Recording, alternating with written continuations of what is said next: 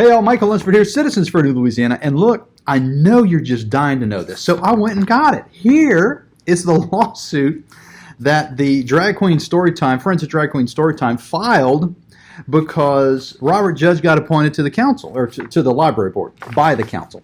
And so the reason that that's important, it's not really important, but the reason it's important to them is because he is a Christian conservative. He's Catholic. He's got, I think, 2 master's degrees. I did a little research on him before doing the video. He's got credentials that are like this. And they say, he's not qualified to serve. Well, why would he not be qualified to serve? Well, perhaps because he showed up during the Drag Queen Storytime debate and said, hey, this is terrible. We shouldn't be doing this to kids.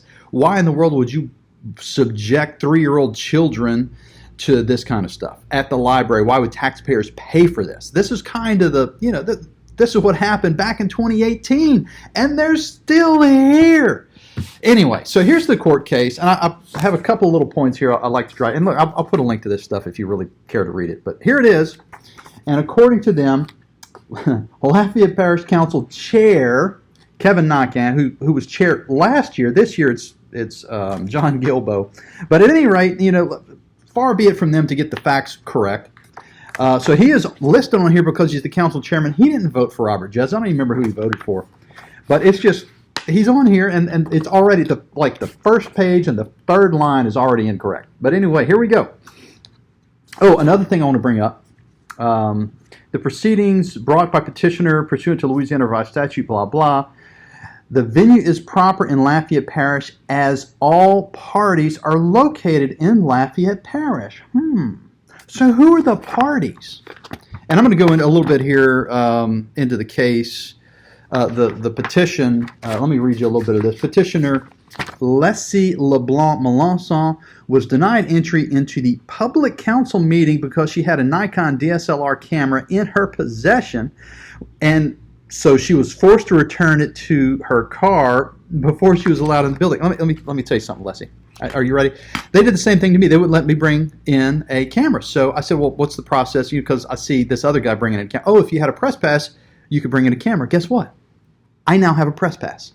So I can bring a camera in. This is not rocket science. You find out what the process is, you find out what the rules are, and you follow the rules. And look, why did you bring your camera? Why do you want to take pictures of people? They're videoing the meeting. You can go to the LafayetteLA.gov website and go to video meetings. You can go find the meeting and watch the whole thing on video. So do you really need to bring a camera in? And that was kind of my thing. I brought it because I wanted to take a few pictures, but it wasn't that important because it's all on video.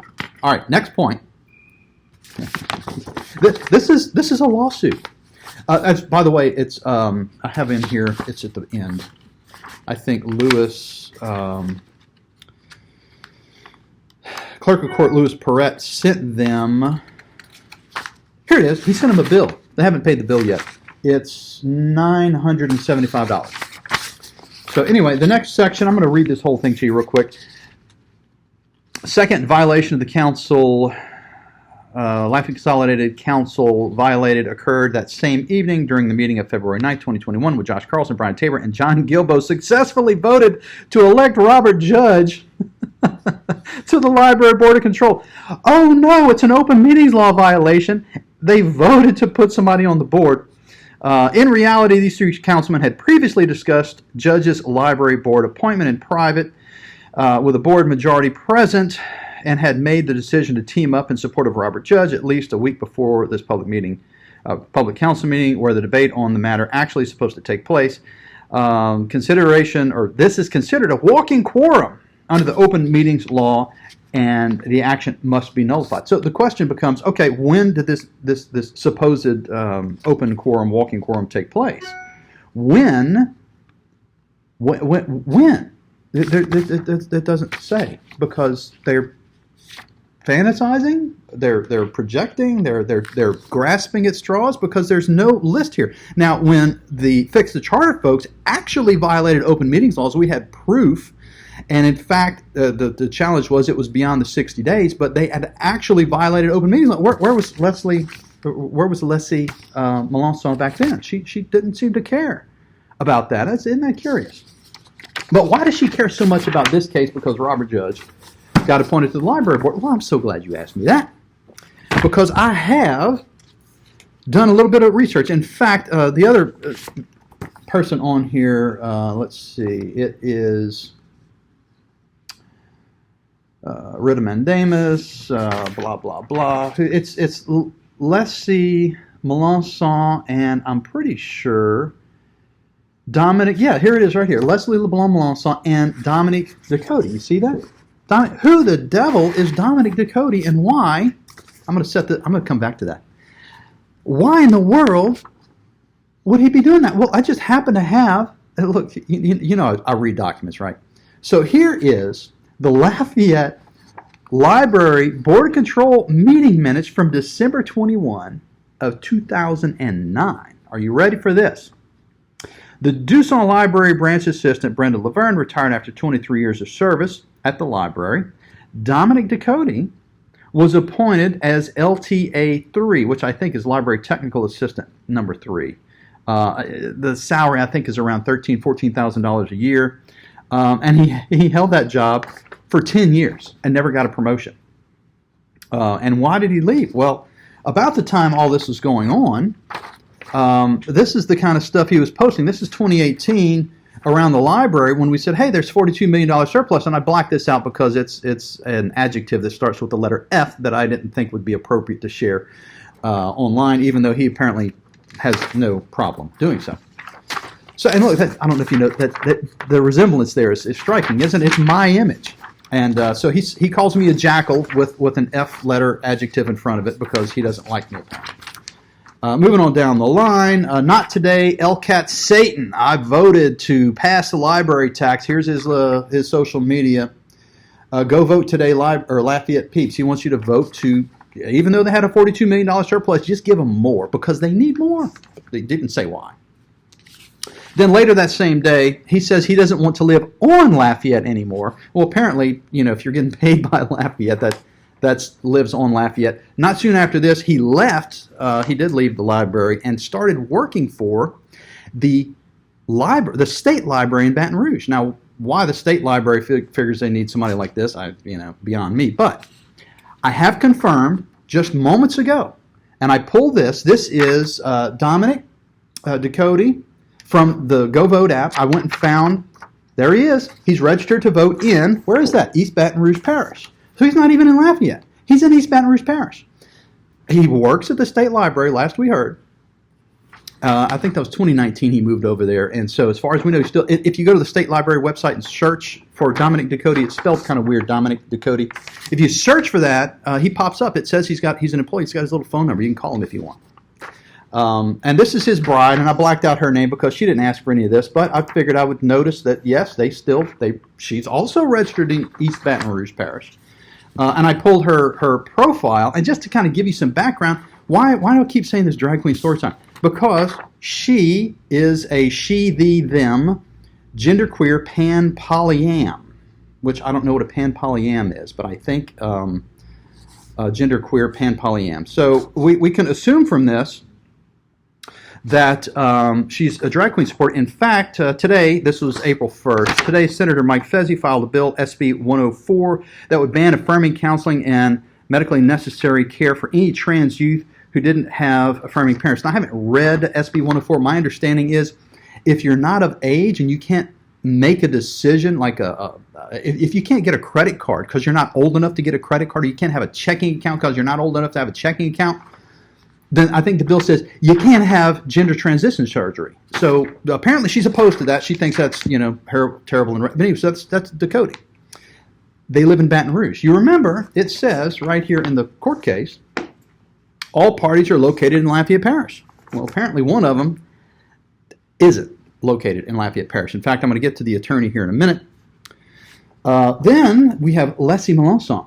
And why do we tie her in with this? Because here I have, again, the Library Board of Control minutes, September 17th, 2018. Yes, I read all of this stuff.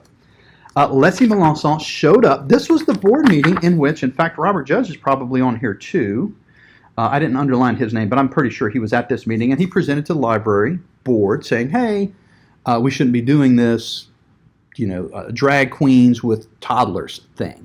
And so because he had an opinion and because he has a right to free speech that she doesn't agree with, she wants him gone. But here it is. Here's proof. This is the first time she shows up in any meeting minutes in Lafayette that I can find. Not necessarily, but in the library for sure, September, in support of Drag Queen Storytime. How do we know she supported it? Because she didn't speak at the meeting. Well, because Joel Robideau did this public records request back in 2018. It was great. And the question was, Drag Queen Storytime, he wanted any and all communications with Drag Queen Storytime. Apparently this person, Meredith Crawford, who actually works at the library, was emailing her friends back and forth about how great it was that they were getting all this positive press. Well, here is Lessie Melancon, and she's, the thing says here, our libraries rock. For all of my Lafayette friends, please share and or attend if you are so inclined. It is the Drag Queen Storytime event, and here's her smug little picture that she posts and she's responding to, oh Lord, I can't imagine the uproar this is going to cause. That's her little smug picture she posts. Further down here she says, yes, we are so in. That's right here. So these are just conversations that she's having with herself. Also, she posted she changed her name on Facebook, I guess, so people couldn't find her. But here she is again posting about, in fact, I'm going to reach it. What is her motivation for this? I want Judge removed. That's my goal. She actually says that on Facebook herself. Those are her words out of her keyboard, I guess. I want Judge removed. That's all she cares. She doesn't care about open meetings. She just, any kind of way she can get rid of this guy, which, like I said, he seems to be well qualified. Let's see. But she doesn't like him because he didn't support Drag Queen Storytime. That's really all this goes back to. In fact, she's back to posting her little photos again because her friend says, "This is you!" ! And she responds with this little meme thing with this little guy doing like, "Oh yeah, it's me. I look what I did. I made a mess." All right, finally, you're gonna love this. Here is the law office, and I was look at here's the name. It's in the facts up here. You see this right here? Hot Poker for Justice, or of Justice? Hot Poker of Justice. It sounds like a cartoon character. Anyway, the devil is Hot Poker of Justice. Well, I looked it up. He's actually on the Secretary of State's website. His name is Donald Hodge. There he is. Fun guy. He actually, I did a little light research. He actually ran against Jim Donlin for insurance commissioner back in 2011. There he is. I think he got 30% of the vote. Jim got over 67%, something like that. So this guy's politically active. And how does he tie into this whole drag queen thing? Well, I'm glad you asked that too. I happen to have a couple of his social media posts from back in 2015. One of them says, "Remember that time I had to sue the Democratic Party in East Baton Rouge Parish because they wanted to censure me for my support of marriage equality because I haven't. If you want to help me out from the office later this year, East Baton Rouge, let me know. The tank will be rolling hard." Then a few more of the St. Helena Parish is now issuing same-sex marriage licenses. 4 more parishes to go. I'm calling now. And he goes on and on. He also happens to be the same guy that sued for open meetings law violations of the school board because he didn't like who they elected for vice president. So they threw him.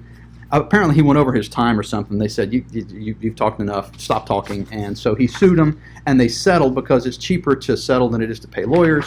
So that's the players, y'all. And so now you know what's really behind all this. The drag queens just won't go away. And I'll post this filing here so y'all can check it out too. See y'all next time.